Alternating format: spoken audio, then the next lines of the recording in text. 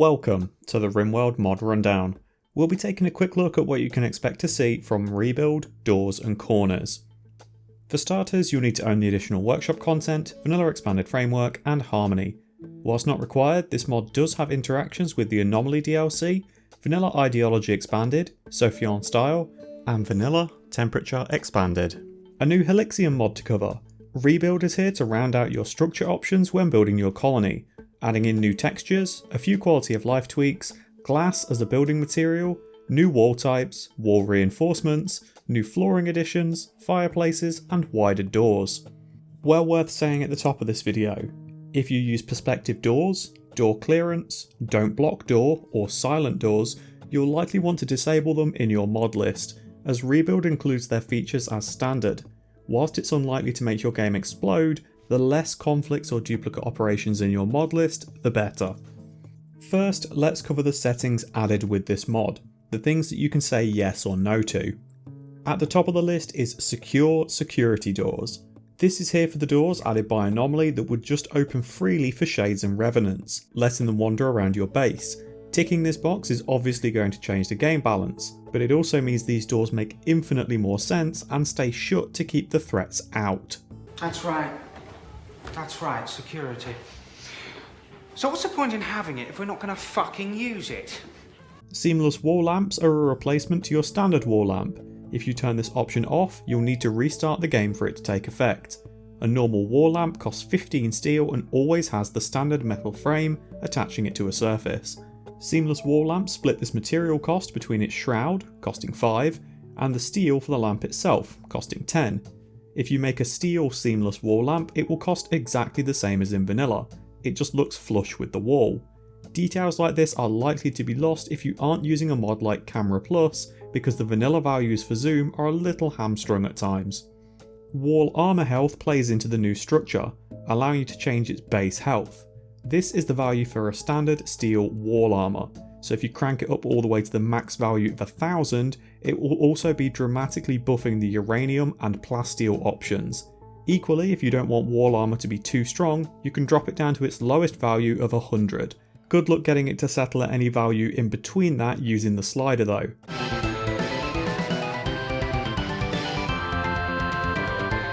Again, this is an option that will require a restart to take effect, so it's well worth jumping into this menu the first time you load up the mod and get the settings how you'd like. It'll save you time going in and out of the game repeatedly. The alternate wall textures will help tie together all of the new wall types included with ReBuild and the base game structures. I've compared them back and forth here so you can see what it's changing. The addition of the varying textures with the type of material used in building the walls is a really nice touch. The final two options are what will reduce the need for additional mods in your list. Perspective doors makes it so that doors facing east and west are no longer awkwardly shunted 90 degrees. Instead, you see the edge of the door to better fit with the camera angle of the game. Door clearance is there to stop your pawns dropping items in doorways and forcing them open, helping to avoid things like heat seeping into freezers, prisoners being able to just walk out of their cells, or raiders waltzing in through your front door because someone thought it was a good place to leave a chunk. So they're the options, which briefly covered some bits like the new improved textures. This works with a lot of other vanilla expanded and alpha series mods too, better unifying the appearance of your structures together. Included with ReBuild is the retexture for doors as well, turning that strange hard cut at the edge of the 2x1 doors into a smooth blend that goes into the walls. It also removes that tiny gap at the top of the ornate door that looked total barf. Before we cover any new buildings, let's go over the new items. Glass and ballistic glass. I use the word item there very specifically too. This isn't a material like steel or stone blocks. Other mods that have added glass previously use it like a stuffable material. Stuffable materials are those you can use in crafting, or as a drop-down selection when building things like a wall or a door. To keep materials as uncluttered as possible and not to give raiders a weird material to use for weapons, glass is kept as an item. So you won't be able to build things like glass tables, chairs, bedside tables, shelves or horseshoe pins. Yet, anyway. I'm sure a couple of months after this video is released there'll be a new version of this mod that has a few new funky structures that use this glass, unless it's released in its own mod to keep the bloat down for those that don't want glass as a furniture item. You're going to make this standard glass at the smelter. actually giving the building a little more of a reason to exist in some colonies. One stone chunk can be processed into 6 panes of glass. No need for a long production chain of turning it into sand at a stone cutter and then ferrying it all the way back. It's just nice and simple. Just like stone cutting, it's entirely unskilled work too. Anyone can do it. I burnt my scrotum, and it was fairly severe. Ballistic glass comes in with fabrication. You won't see the item of glass or ballistic glass in the research tree, however, as they're technically always unlocked.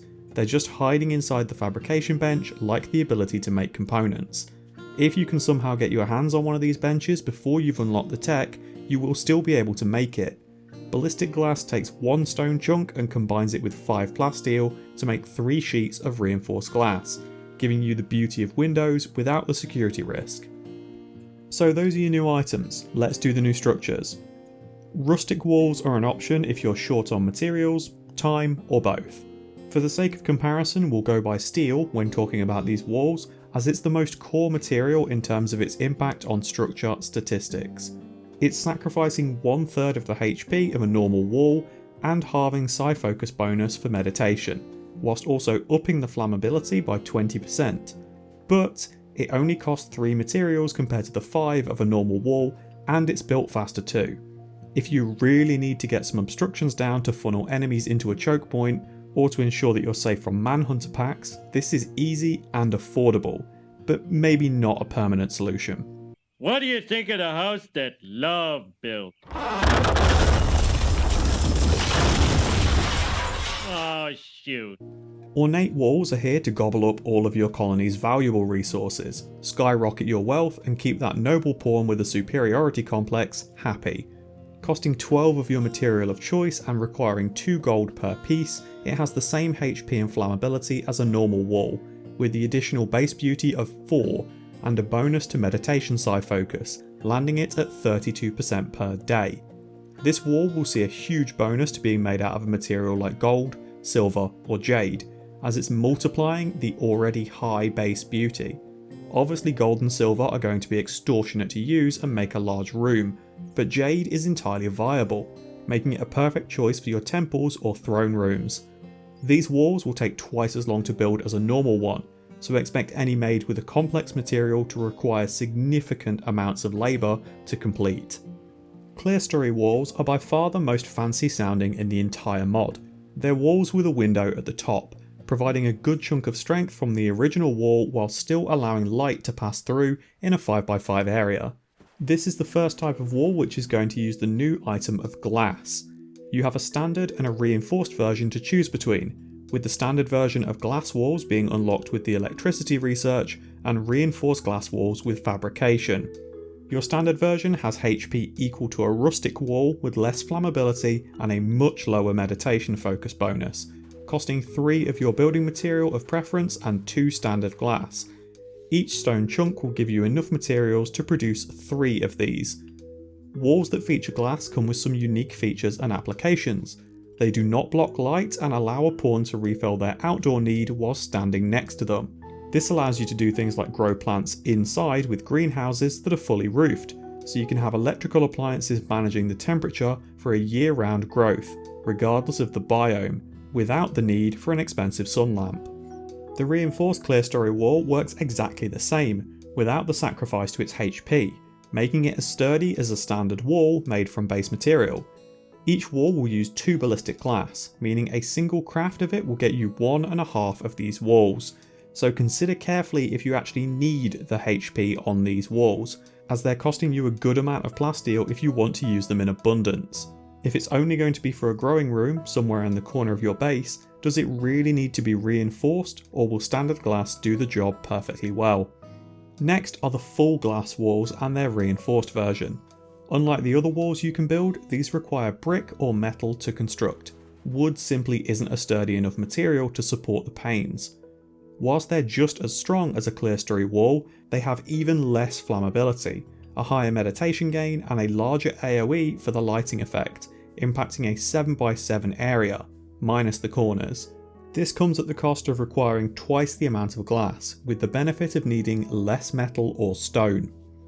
The reinforced glass wall lowers flammability even more. 80% less than the material in a standard wall, whilst requiring 4 ballistic glass plates per piece placed, making it very expensive as an option. With how the math for wall health works, these are an ideal candidate for building out of uranium or plasteel, as only a single piece of that material will push the max HP of the building up to 250 or 280%, compared to the 100% if you were using something like steel.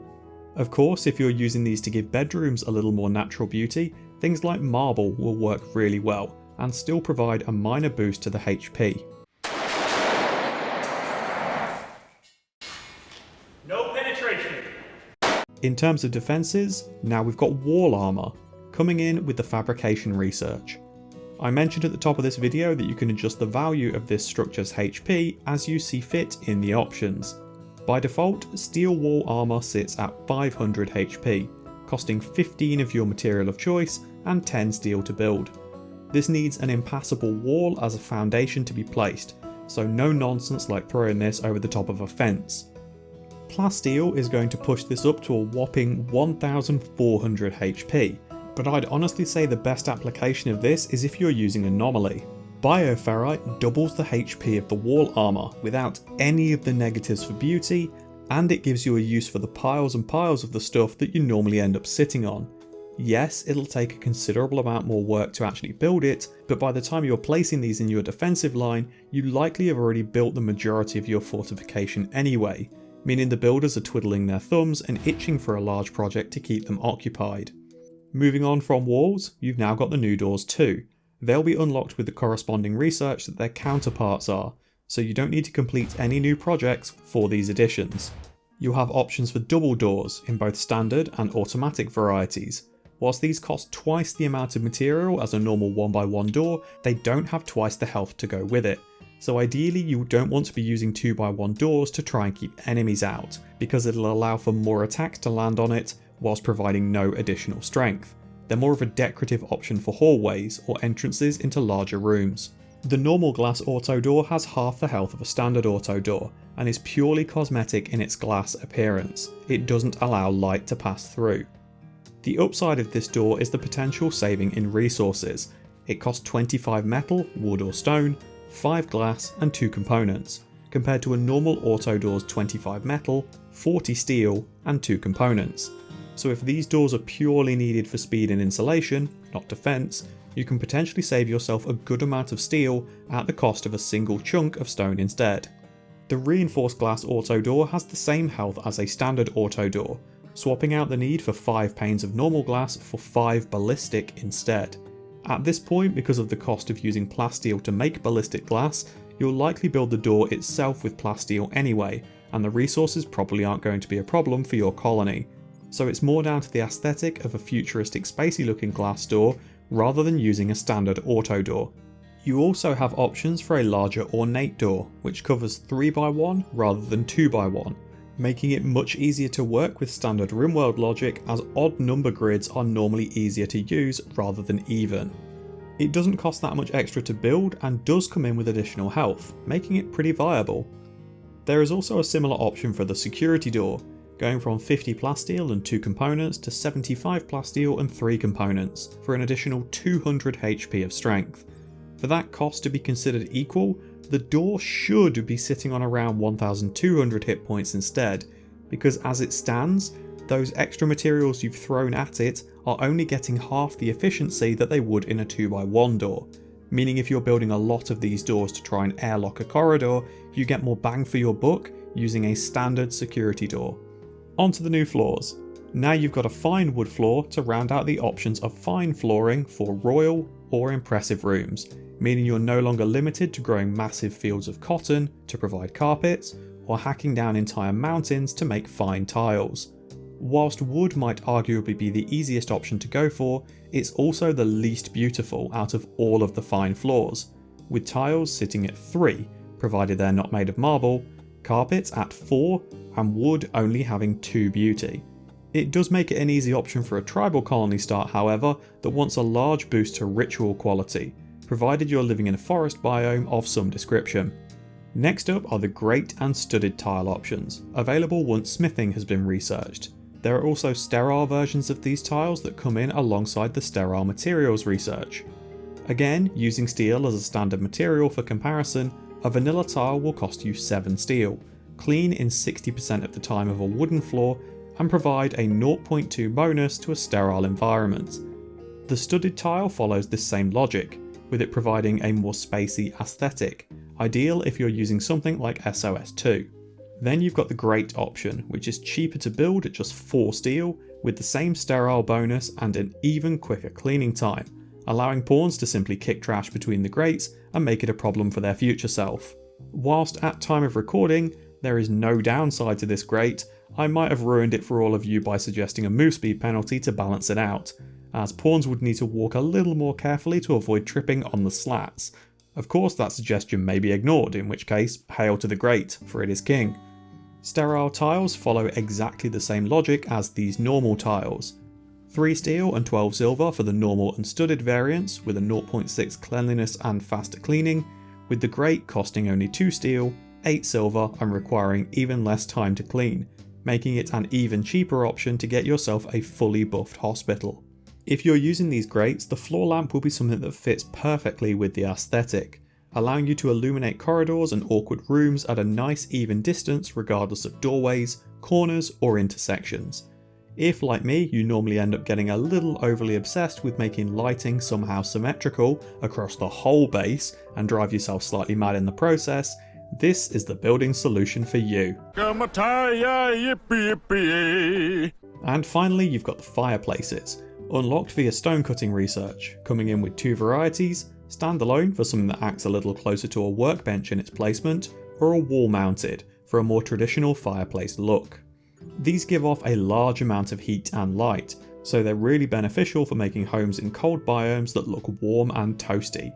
They get through fuel at the same rate as a campfire, with 40 wood lasting 4 days, but they don't have an option to cook or destroy items like the campfire does. They do, however, still provide functionality to be used as a gathering spot for speeches and socialization. The last couple of bits to mention unlock if you're using other mods. Sylphian style will grant access to a very unique wall lamp. It looks straight out of the Death Star in its styling. If you haven't used this style yet, you're missing out. Sylphian is easily one of the best currently released. Cacio e pepe. I'm drinking a milk cake. The other structure comes if you're using vanilla temperature expanded. Adding the floor vent to your potential air conditioning setup, this slots into the floor similarly to the light option, making it very easy to control the temperature in a tight space, or to save needing to put air ducts across the entire base. It also makes for a very secure AC option, as this can be hidden inside a box with a vent on all sides, potentially heating 4 different rooms while at no risk of being broken. You just need to hope it doesn't actually break down. So maybe 3 rooms with an emergency access for repairs. And that is your offering of new structures with ReBuild. Just like Regrowth, this goes a long way in rounding out your options whilst keeping the game looking and behaving in a manner very close to vanilla Rimworld. Whilst the mechanic for glass allowing light to pass through it is an entirely new addition, it makes perfect sense with how Rimworld already handles light bending around corners or being blocked by roofing. I'm looking forward to seeing if ReBuild expands in a way similar to Regrowth, adding additional modules to better tailor your own experience without necessarily adding bloat to the core mod, so you don't need to lean on something like Cherry Picker to keep your own UI at a somewhat sensible scale. If you're a player that's struggling to even see the game when opening the architect menu, but don't want to get into the cherry picker side of modding, consider giving scrollable gizmos a look. It condenses your bars down and lets you simply mouse wheel up and down through your options while still seeing a much larger area of play space. Thanks for watching, folks. If you have any mods you'd like to see a full breakdown for, or suggestions of mods you'd like to see covered, feel free to leave them in the comments. I might get around to them. I'll be back again soon with another Rimworld mod rundown. Wherever you are in the world, enjoy the rest of your morning, afternoon or evening. Take care.